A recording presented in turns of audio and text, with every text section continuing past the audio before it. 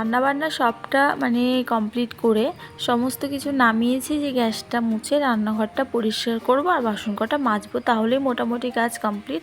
আর সেই মুহূর্তে দেখো তোমাদের দাদাভাই নিয়ে আসলো মাছ। আবার এক্সট্রা ঝামেলা বেড়ে গেল না বলো তো। এখন আমার মাছটা কাটো, ধোও, রান্না করো, আবার ধরো কড়াই মেজে আবার রান্না করে আবার মাজা ধোয়া, মানে ডবল খাটনি আর কি। সকালে ভাত করেছি, মসুরির ডাল করেছি, পাঁপড় ভাজা করেছি, ডিমের অমলেট, আলু পটলের ভাজা, তারপরে তোমার ডাল সেদ্ধ, এগুলো করেছি। কালকেকার 2 পিস চিকেন ছিল, আর এখানে রয়েছে পান্তা ভাত। সকালকার মতো সবার খাওয়া দাওয়া হয়ে গেছে। তোমাদের দাদাভাই ডিউটিতে বেরিয়ে গেল, আর আমি এদিকে পান্তা ভাতটা খাবো বলে রেখেছি। সকালে আর কিছু খাইনি, ওই চা বিস্কিট আর হচ্ছে তোমার ওই ড্রাই ফ্রুটস এগুলোই খেয়েছি। তো ভেবেছি একটু বেলা করে, মানে ওই 10টার দিক করে, 10:30টার দিক করে পান্তা ভাতটা খাবো। লাস্ট কবে পান্তা ভাত খেয়েছি আমার না মনেই নেই, জানো তো। তো খেতে খুব ইচ্ছে করলো, তাই জন্য আর কি রেখেছি। নয়তো ভাত ভাজা করে নিতাম। ভাজা ভাতটা আবার মাম্মা বেশ ভালো খায়, ওটাকে আবার ও পোলাও ভেবে খায়। কিন্তু এমনি পোলাও যদি ওকে করে দিই মিষ্টি, সেটা কিন্তু ও ছুঁয়েও দেখবে না। মানে পান্তা ভাতের ওই যেটা হচ্ছে তোমার ভাত ভাজা, সেটা আবার বেশ ভালোই খায়। তো যাই হোক, এদিকে অনেক বেলা করে 10টার দিক করে মাছটা নিলাম। এমনিতে জানো তো আমি পাড়ায় গায়ে একদমই মাছ নিতে পছন্দ করি না। যেহেতু আমাদের বাড়ির কাছেই বাজার, তো সেক্ষেত্রে বাজারে যাব, 5 জনের কাছে দেখে টাটকা ফ্রেশ একদম মাছ নিয়ে আসবো। সেটার টেস্টও যেমন ভালো, খেতেও তেমন ভালো। আর এই পাড়া গায়ের মাছ একদম পচা ধচা, কি আর বলবো তোমাদের। আজকের মাছটা এতটাই নরম হয়ে গেছে, কাটতে গিয়ে কী যে অবস্থা হয়েছে, আর বিচ্ছিরি একটা গন্ধ বেরোচ্ছিল। আমি তো সারাটা দিন আজকে মাছ খেতে পারি না। এমনিতেই যদি আমি মাছ কাটি বা চিকেন নিয়ে আসলে যদি আমি ধুই, সেদিন চিকেনও খেতে পারবো না, মাছও খেতে পারবো না, এরকম আমার হয় আর কি। তো সেক্ষেত্রে আজকে একদমই মাছ খেতে পারিনি।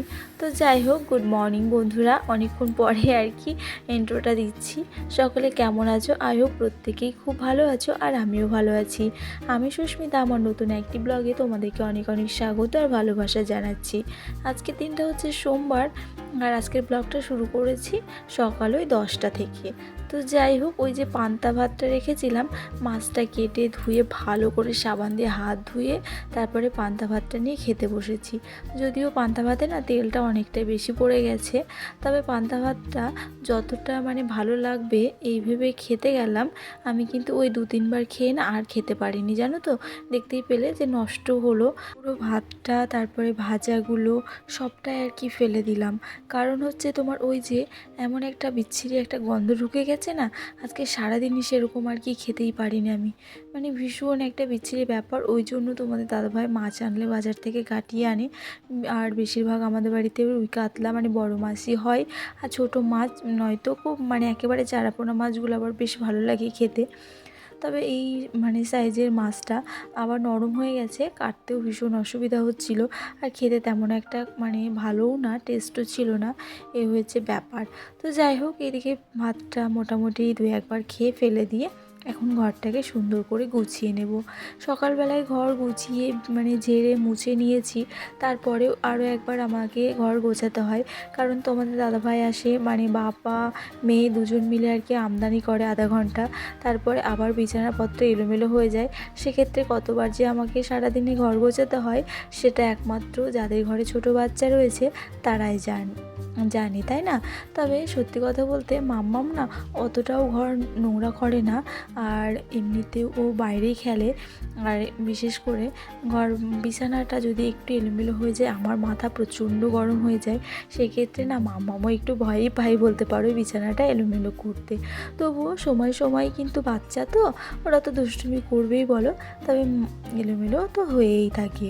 তো সেক্ষেত্রে দেখো বিছানাটা আমি খুব সুন্দর করে এখন একদম টান করে নিলাম। এরপরে না ছাদে আসলাম, যে সকালবেলায় যে সমস্ত জামা কাপড়গুলো কেচেছি, তারপরে তোমার আগের দিন এই যে টেডিগুলো ধুয়ে দিয়েছিলাম, তো সেগুলো তো আগের দিন পুরোটা শুকিয়ে যায়নি। তো সেক্ষেত্রে সকালবেলায় ভাবলাম যে বাইরে বের করে দেব। তো আজকে ক্লাসে যাব বলে সকাল সকাল উঠেছি, সমস্ত কাজকর্ম আর কি টাইমলি করেছিলাম। তো তোমাদের দাদাভাই বললো যে আজকে আর যেতে হবে না, কারণ আজকে হচ্ছে ভোট গণনা রয়েছে। তো সেক্ষেত্রে মারপিট দাঙ্গা এগুলো তো হয়েই থাকে আর কি। তো সেই কারণে আজ যেখানে আমি মানে যাই আর কি, সেখানেই হচ্ছে তোমার ওই কলেজেই হচ্ছে তোমার ভোট গণনাটা হবে তার সামনেই, তো সেই জন্য আরও গেলাম না। তো তারপরে হচ্ছে ওই তো মাছ নেওয়া হলো, আবার রান্নাবান্না করা হলো, সমস্ত কাজ একে একে এগুলো গুছিয়ে সমস্ত জামা কাপড়গুলো নিয়ে এই যে ছাদে একটু বের করে দিলাম। কারণ সকালবেলাতে না বৃষ্টি পড়ছিল হালকা হালকা, সেক্ষেত্রে না আমি জামা কাপড়গুলো আর বাইরে দিইনি, ওই সিঁড়িঘরের মধ্যেই মেলে রেখেছিলাম। তো এখন যেহেতু হালকা হালকা রোদ উঠেছে তাই সবটা বাইরে বের করে দিয়ে আসলাম। আর এখন এই যে মাছটাকে এবার রান্না করব।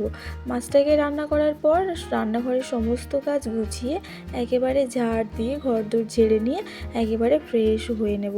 আর আজকে সকাল সকালই মাম্মাকে স্নান করিয়ে দিয়েছি, কারণ ওই যে ক্লাসে যাব বলে একেবারে ঘুম থেকে ওঠার পরে ওকে মানে ব্রাশ করিয়ে একেবারে স্নান করিয়ে দিয়েছিলাম। তো সেক্ষেত্রে ওকে আর স্নান করানোর ঝামেলাটা আর নেই, আর আমারও স্নান হয়ে গেছে। তবে ওই যে রান্নার পরে আমাকে আরও একবার গা হাত পা ধুতে হয়। আর আজকে যা মাছ কেটেছি আমি, যে গন্ধ আমার আজকে লেগেছে মানে কি বলবো। আজকে তো গা হাত পা একেবারে সাবান দিয়ে না ধুলে একদম হবেই না। কি জানি আমি না মানে সহ্য করতে পারি না। ডিমের আমি অমলেটটা খেতে পারি, তবে সেদ্ধ ডিম খেতে ভীষণই আমার অসুবিধা হয়। আর দেখবে ডিম অমলেট করার পরে যখন বাসন কোসন ধোয়া হয়, বিশেষ করে যেই বাটিতে আর কি গোলা হয়, সেই বাটিতে যে একটা আষ্টানি গন্ধ, মানে সেই গন্ধগুলো আমার একদমই সহ্য হয় না। তবে খুবই যে মাছ মাংস আমার ফেভারিট সেটা কিন্তু নয়।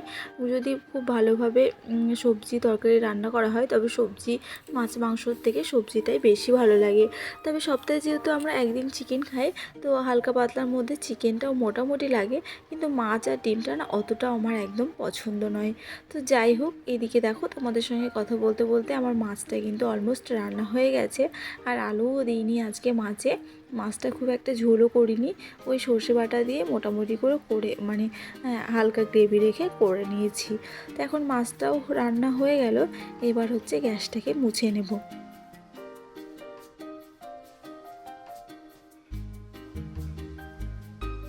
এখন 12টা মতো বাজতে যায়, আর চারিদিকে এত হই হুল্লোড়।